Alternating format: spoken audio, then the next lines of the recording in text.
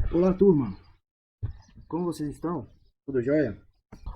Hoje, eu, Felipe Pinheiro Montes, estarei apresentando para vocês o meu trabalho da disciplina Concreto Armado 2, que é a respeito do dimensionamento de pilares de concreto submetidos à flexão oblíqua composta utilizando o método do pilar padrão com rigidez K aproximada. O relatório foi orientado pelo Thiago Bom Jardim. Vou estar apresentando para vocês o roteiro de cálculo juntamente com a resolução dos exercícios resolvidos, tá? Que é a resolução desse exercício aqui. Temos os dados aqui do exercício, K, e a área, comprimento equivalente. Temos que dimensionar a armadura longitudinal da seção. Primeiro a gente tem que saber que pilares eles podem suportar a maioria dos tipos de efeitos, de acordo com o tipo de carga que ele vai suportar. São divididos em três grupos: pilar intermediário da figura 1, pilar da extremidade da figura 2, o pilar de canto da figura 3. O que interessa para a gente vai ser o pilar de canto. E é esse pilar aqui, vai sofrer a flexão oblíqua composta. Tá bom? Então esse que vai ser o pilar que interessa para a gente. A primeira coisa que a gente vai ter que fazer é calcular o nosso alfa N, que é basicamente um fator que leva em consideração o aumento da possibilidade de desvios relativos significativos na construção. E isso aqui vai ser aplicável em pilar que tem o menor diâmetro, menor que 19. E tem até na própria NBR 6118 de 2014, na tabela 13.1, a gente pode ver os valores. Mas também podemos usar essa fórmula aqui para calcular. Com isso, nós temos todos os fatores para calcular a força normal solicitante de cálculo. Temos o coeficiente de ponderação das ações, coeficiente de ajuste de alfa F, e também nós temos as cargas. No exercício mesmo ele já dá aqui nossos momentos e o nosso NK, que é o somatório de todas as cargas verticais atuantes na estrutura. Então aqui nós fizemos o cálculo, nós sabemos que o ΔF é 1,4, aqui o nosso ΔN, de acordo com a tabela, 1,05 vezes o NK 850. Achamos o nosso NSD, é a nossa força normal solicitante de cálculo. Agora nós partimos para as SBOTs. As SBOTs nós podemos usar uma simplificação pelo fato do pilar ser retangular. Então nós temos essa fórmula aqui, SBOTs é igual a 3,46 e multiplica o comprimento equivalente dividido pela dimensão do pilar. No caso, nós vamos calcular tanto na direção x quanto na direção y. Nós achamos esses valores, 67,3 e 44,2. Próximo passo é o cálculo dos momentos mínimos.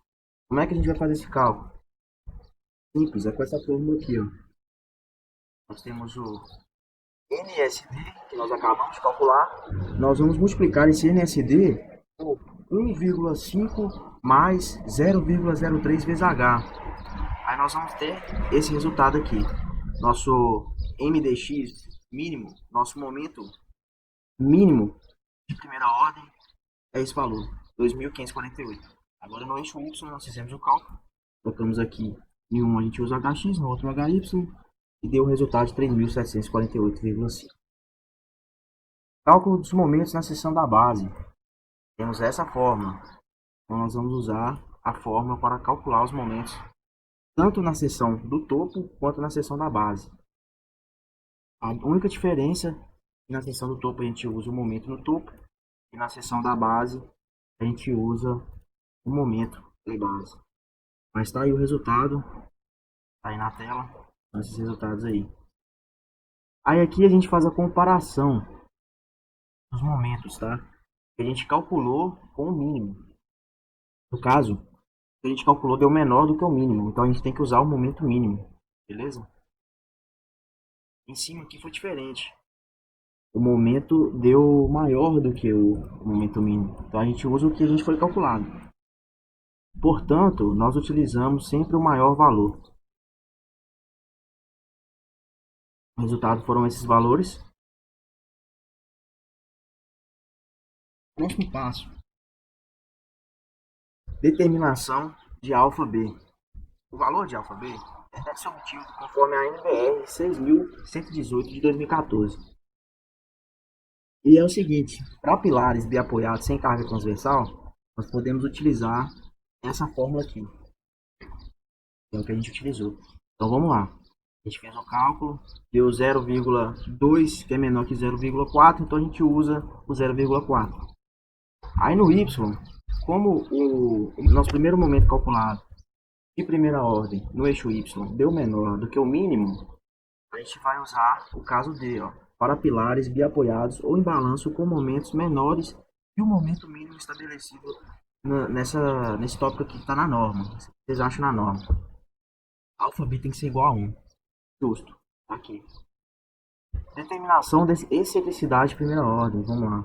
Essa forma que a gente está usando. A gente vai fazer tanto em X quanto em Y. E vamos obter aqui, ó, a excentricidade mínima, que é calculada por essa forma aqui, ó. A excentricidade mínima é calculada por essa forma. Deu menor do que a calculada. Então, tudo certo, a gente usa a calculada. Então, vamos lá. Aqui deu que a mínima é igual a calculada, então deu elas por elas. A gente utiliza qualquer um dos dois valores, porque os dois são iguais. Então, deu o texto de comparação. Essa fórmula aqui que a gente utiliza. Sendo que nossos BOPs de comparação tem que estar entre esses valores. A gente fez o cálculo aqui.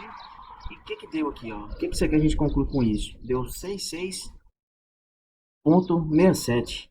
Então, como esse valor que a gente tinha calculado anteriormente deu maior do que o que a gente está fazendo agora de comparação de primeira ordem, então a gente conclui que é necessário considerar o efeito local de segunda ordem.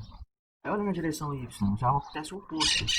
Deu, nosso calculado aqui deu 25,75. E o que a gente calculou no primeiro, lá em cima, um dos primeiros passos do exercício, a gente calculou deu 24,22, que é menor. Então não é necessário considerar os efeitos locais de segunda ordem na direção Y. Vamos lá. Agora a gente consegue determinar os nossos momentos totais, utilizando o que? O método do pilar padrão com a rigidez K aproximada. É agora, pessoal, que a gente vai utilizar o nosso método. Tá aqui, ó. Essa forma já tá aqui já, ó. A gente vai ter uma equação de segundo grau, que a gente já tem a equação de A, a gente já tem a equação de B, tem a equação de C, então já tem todos esses valores aqui, é só agora calcular. Então vamos lá. Fiz o cálculo de A, B, C. Aí aqui a gente conseguiu achar a delta. Aí achamos Bhaskara. E achamos aqui em toneladas de força vezes metro. Fizemos a conversão da quilonewtons por centímetro, vezes centímetro. Achamos esse valor aqui e comparamos com o que a gente tinha calculado anteriormente. E deu que o valor é maior, então tá certo. A gente tem que fazer essa comparação. Aqui, ó. Tá tudo na norma. Agora a gente consegue conferir a convergência para ver se bate esses valores aí e está tudo certo. Aí normalmente a gente faz essa convergência uma, duas vezes. Algumas vezes tem que fazer 3. Aí vocês vão ver que eu fiz aqui uma vez só e deu certo. Aí calculei o K. Aonde o V a gente tem essa fórmula aqui, que é pro V. FCD é esse aqui. Achei meu K. Depois que achei meu K, eu consigo jogar aqui nessa fórmula. MSDX total. Tá vendo? Jogo nessa fórmula. Acho esse valor aqui, ó. Deu um pouco menor do que o calculado acima. Aí eu peguei e decidi fazer a média dos dois valores e achei esse aqui. Foi isso que eu usei. Agora, para calcular nossa armadura longitudinal, a gente precisa calcular o parâmetro μ, que é calculado com essa fórmula, utilizando essa fórmula aqui. Não tem segredo, não. Aí, o AC a gente tem, tá no início da questão, o H a gente tem, FCD a gente tem, MD a gente acabou de calcular.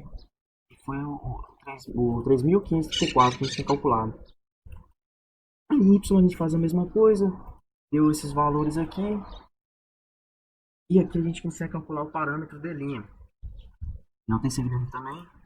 É basicamente o cobrimento dividido pelo a dimensão do pilar no eixo X e a dimensão do pilar no eixo Y. Aí com isso a gente utiliza os ábacos. Tá? Nós adotamos o arranjo 2, conforme mostrado na figura 4, aqui o arranjo 2. E consultamos a tabela 2.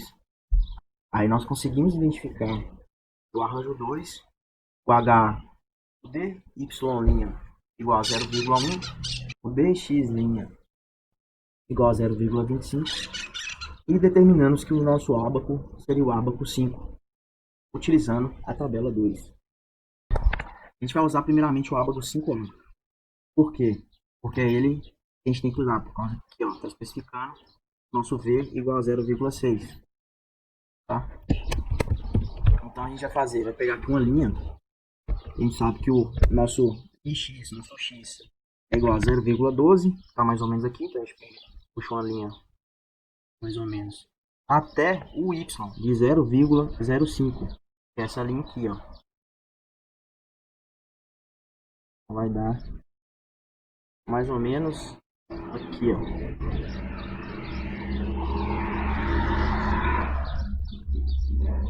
Que deu aproximadamente 0,3. Aí agora a gente vai utilizar o outro ábaco. Vou pegar ele aqui.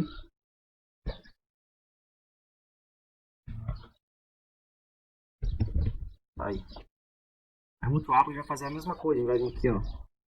Mais ou menos 0,12. Opa. Mais ou menos 0,12. Vai puxar novamente até aqui o 0,05. Deu aproximadamente 0,48. Aí a gente faz a interpolação para o nosso V calculado, tinha dado 0,777, eu arredondei aqui para 0,78. Aí nosso W deu 0,46, tá? Com essa interpolação. Então, com esse resultado, a gente vai conseguir calcular a nossa área de aço total. Agora o cálculo da área de aço total. Então é muito simples. Como que a gente vai calcular a área de aço total? Utilizando essa fórmula aqui, ó. A gente achou o W com ábaco, o resto a gente já tinha. Deu aqui 17,07. Aí, como o arranjo adotado ele possui 8 barras de aço, para S, eu vou mostrar para vocês. Na tabela 3 a gente consegue identificar isso. Aqui a tabela 3. A gente vê aqui, ó, número de barras. A gente vem aqui, ó, 8. 8 número de barras. Vai descendo, descendo. A S 16,08. E o nosso deu 17, gente. Então a gente não pode usar, a gente tem que pegar o de baixo. 25,13. Tá vendo? Se desse um a menos, nós já reduziríamos uma barra que era 8 de 20, passar para 8 de 16. Entende? Então, infelizmente não deu. Então a gente opta pela segurança. Eu vou utilizar o 25,13 aqui, ó. 8 barras de diâmetro 20 milímetros. Tá? Aí. Detalhamento. E aqui a gente fez o cálculo utilizando o software Pilar NBR 6118 de 2003. Usamos o método da rigidez K aproximada, utilizamos também o método da curvatura K aproximada. E obtemos esses valores aqui, ó. Aqui os gráficos, detalhamento. Não deram muita diferença nos dois métodos, eram praticamente iguais. Não, para falar a verdade, os dois métodos obtiveram os mesmos resultados quando calculado pelo método numérico. Então aqui, ó, eu fiz com diâmetro. Aqui a gente jogou no software com D' igual a 3. Deu 25,13. 8 de 20. Já jogando no método Pilar padrão, com a curvatura K aproximada, deu 31,42. Deu um pouco maior, porém o detalhamento ficou igual. Até mesmo como as barras ficaram, tá vendo? Nessa forma aqui, ó, nos dois. A posição das barras. A única diferença que deu mesmo foi no método analítico mesmo. A gente conseguiu ver a diferença aí pro da Ana. Ela utilizou o método Pilar padrão com a curvatura K aproximada. Ela deu 30. O meu deu 17. Então deu uma diferença boa aí. Mas no analítico não deram muita diferença. Deu bem parecido.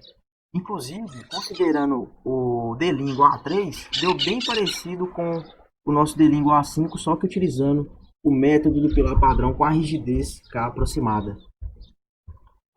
O exercício proposto que eu deixei para vocês é esse aqui. É esse aqui, dimensionar a armadura longitudinal do pilar mostrado na figura. Esse número aqui está errado. Já vou até corrigir aqui. Dia 12. Arma estrutural do pilar na planta de forma, dimensão na seção transversal e posição do ponto de aplicação na força normal ND. Aí as alternativas. É bem parecido com o outro, tá? O outro exercício. Muda pouca coisa. Então vocês vão tirar de letra. Beleza? Obrigadão. Falou, pessoal. Boa sorte.